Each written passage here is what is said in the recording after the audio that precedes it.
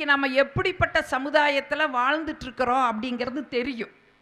நடுவர் அவர்களே, இன்னைக்கு பஸ்ஸில் போனால் பர்ஸை காணுங்க, பார்க்க அழகா இருந்தால் நர்ஸை காணோம், ஆலயத்துக்கு போனால் செருப்பை காணோம், ஆஸ்பத்திரிக்கு போனால் உறுப்பை காணோம், ஆசிரமத்துக்கு போனால் கற்பை காணோம். இதுதான் இன்னைக்கு இருக்கிற வாழ்க்கை. இந்த வாழ்க்கை எப்படிங்க பூந்தோட்டமாக இருக்குங்கிறதா எங்களுடைய கேள்வி. இப்போ போன வாரங்க என் வீட்டில் அவருக்கு உடம்புக்கு சரியில்லை.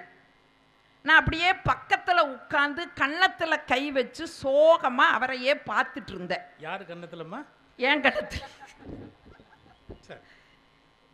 இல்லை, அப்பப்போ அவர் கன்னத்துக்கு கை போகுங்க, அது சூழலை பொறுத்து. அப்படியே சோகமாக பார்த்துட்டு இருந்தேன். படக்குன்னு கண்ணை முழிச்சவர் ஒரு வார்த்தை கேட்டார். சாந்தி, ஒரு சமயம் நான் செத்து போயிட்டா நீ என்ன செய்வேன்னு கேட்டார்.